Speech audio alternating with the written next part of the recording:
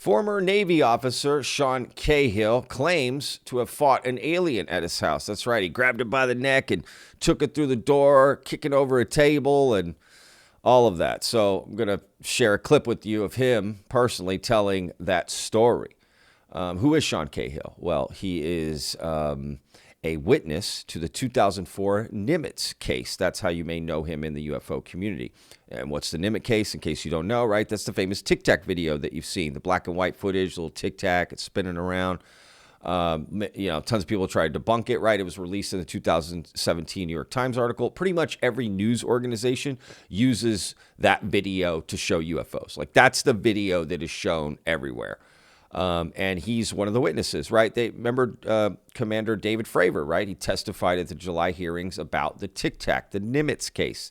So Sean Cahill is a witness to that, but he's had other experiences besides that, being a witness to the Nimitz UFO case.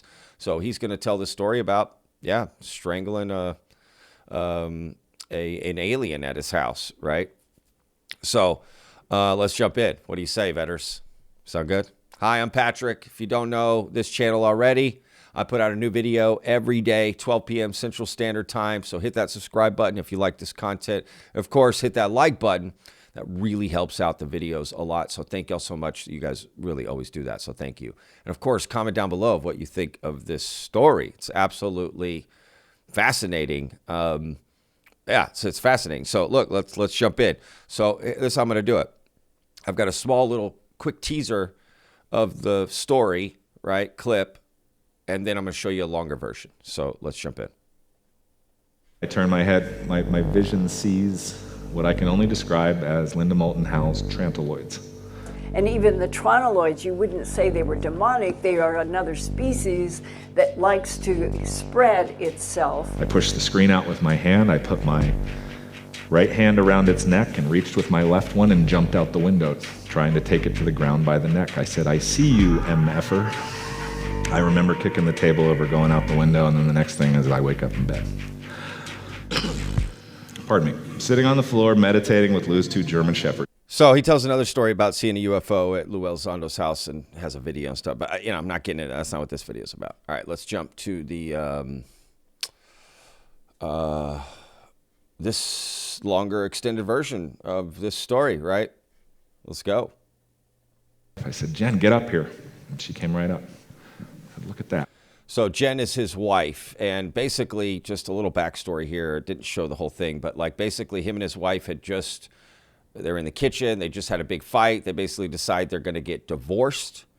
And in that moment, Sean says he feels like he needs to get up and walk out. So he does, and he goes upstairs, and this is where it starts. So that's his wife he's talking about.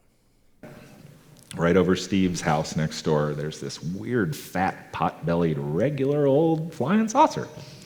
Little dome on top. Dome looks like it's solid. Equatorial band going around the center with these huge, what look like rivets going around it. Very steampunk looking. I'm incredulous that it looks so much like it's supposed to. That's what's bothering me. I'm also weirded out by it looks like it's sick. It's covered with a weird verdigris or rust that looks organic to me somehow. In that moment, I turn my head, my vision sees what I can only describe as Linda Moulton Howe's trantiloids. A very scary, emaciated, high cheekbone, sallowed face, rib cage showing. It was brown, and it was covered with the same red, rusty, organic verdigris problem that the saucer seemed to have. My memories are very tactile. I can feel them right now.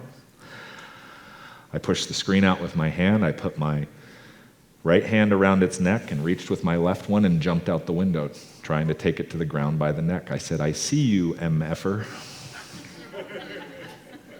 I remember kicking the table over, going out the window, and then the next thing is I wake up in bed. I'm in the middle of our king-size bed. That's weird. All of me up to the neck is under the covers. That's weird. I never do that. And the phone rings. I pick the phone up, and it's my wife. Before I answer it, the flash of everything comes back through my head. Memory of everything. Punctuated by the fact that the last memory that's in between is waking up on my cold driveway in a big beam of light in a pair of boxer shorts there's no way in hell I would have ever put on me.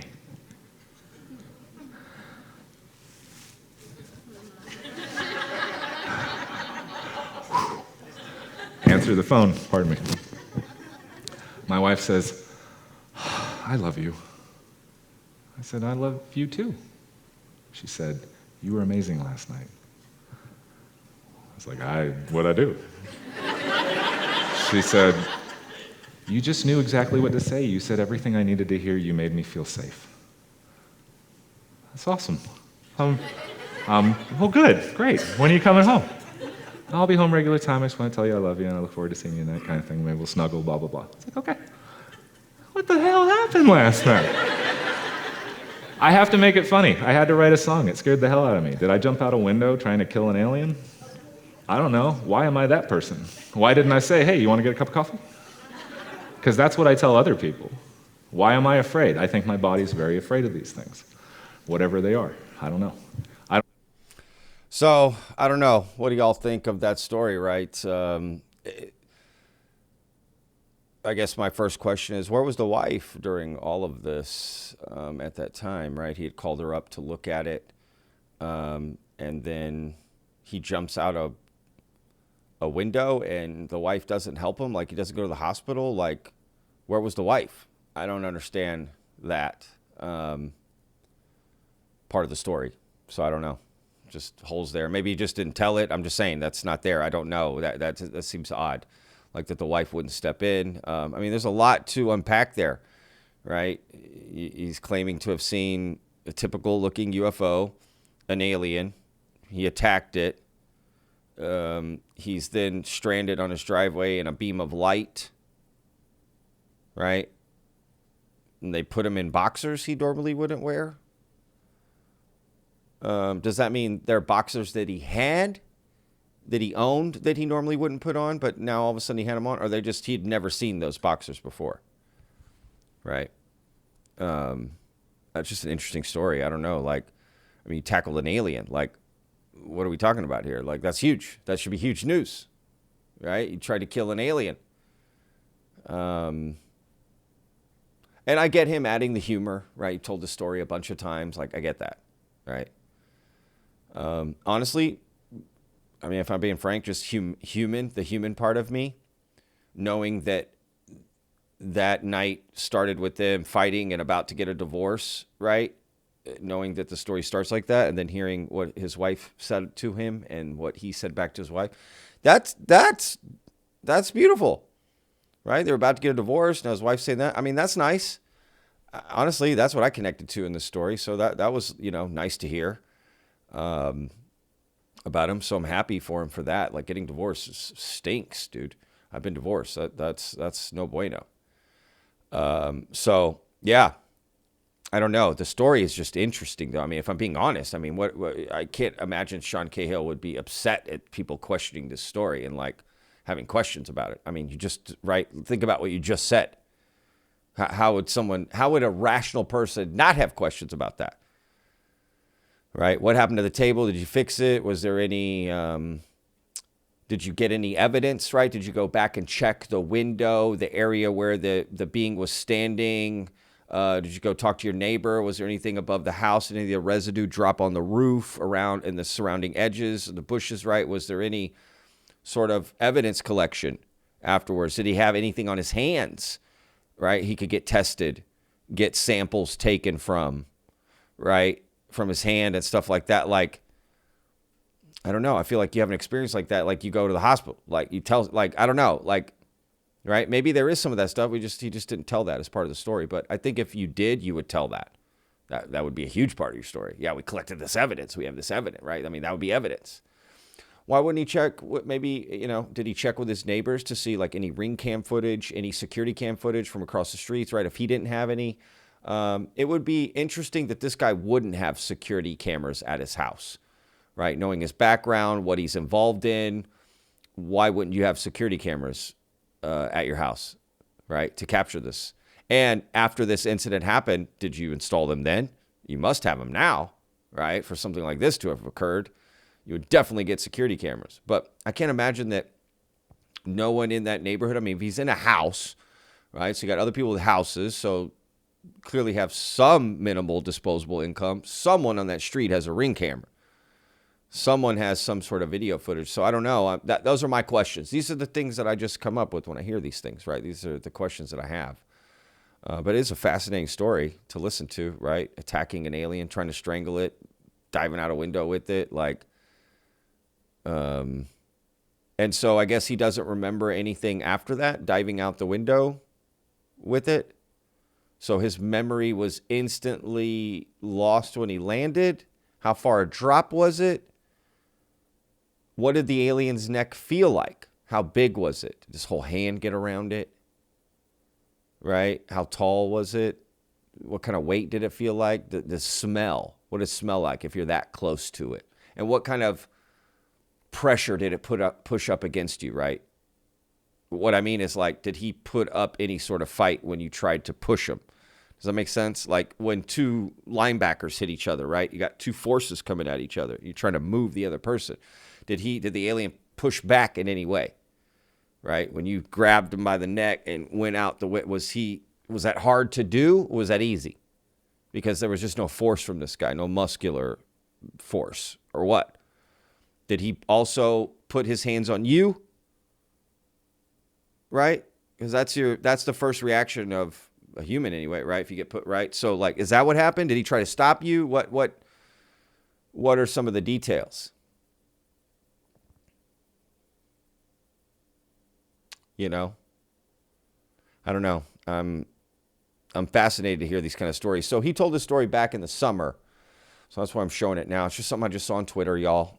Look, it's kind of slow UFO news in the sense that there's not really much new stuff dropping right now. So it's actually a great time to kind of cover some older stories and things and that sort of thing. I've heard of this guy, and I've seen him on lots of shows and interviews and stuff. But I never heard this story. I did not know this about him. I didn't know he had these other experiences. I've heard him talk about meditation and this and that, and I'd even heard the story about him seeing a UFO at Lou Elizondo's house. Which apparently people debunked, and then he later said it was just to show people what a UFO could look like, right? That's what he said later on in tweets. But in this presentation, like, he showed it like, this is what I caught. This is it. So that's interesting because he did change his story kind of there later. Maybe I'm wrong there. I don't know. Correct me in the comments if somebody knows that story. Maybe I'll do a video on that later down the road. I don't know. But I just thought this story was interesting. I find any story like this just fascinating because that to me is evidence. It's not proof, but it's evidence. You're providing a story that we could get evidence for, right? There's things, nuts and bolts that we could pull from the story you're claiming, right? That this person is claiming to have. That's why I like hearing stories from people, because then it's like, oh, okay, something physical, something real happened. Okay, these are the questions. This is the physical, right? Again, samples, evidence we could get, this, that, the other.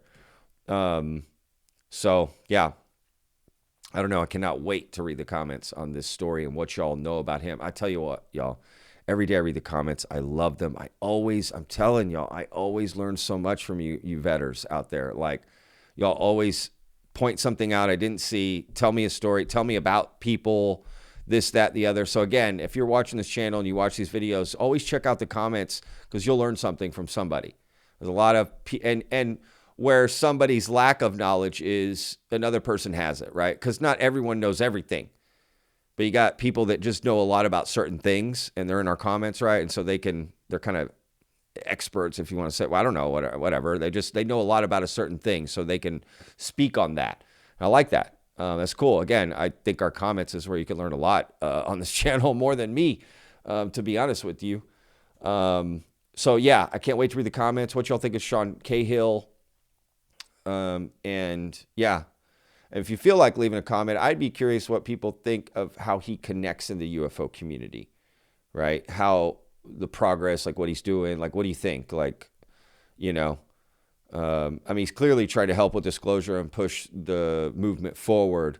But just in the fairness of reporting, I have heard rumors here and there. Again, they're just rumors that I've heard that he can be a little nasty with people sometimes, and he's kind of attacked people verbally online and that, the other, and whatever. But, with that said, if you're in the public eye long enough, man, there's just going to be people that the interaction didn't go the way they wanted, and they're going to be the hero of the story and tell it however they want, right? So I don't know. Again, I've seen nothing definitive about him. Seems like a nice guy. And again, just happy to hear that story about his wife. If I'm being honest, forget the alien thing and all that. Like, just the fact that him and his wife seems like they reconciled. That's nice. That's nice, man. That's what we should want for people. So if anything that came out of it, that's good. That's a solid. So I don't know. What do y'all think of that story? Right? So look forward to the comments, like I said. All right, guys. I'm Patrick with Vetted. Thank you, Vetters, so much for tuning in and watching. Again, if you haven't already, hit that like button, comment down below, and, of course, hit that subscribe button, y'all. We'll see you on another new video tomorrow, 12 p.m. Central Standard Time. Don't forget, y'all, every day's a gift. Peace.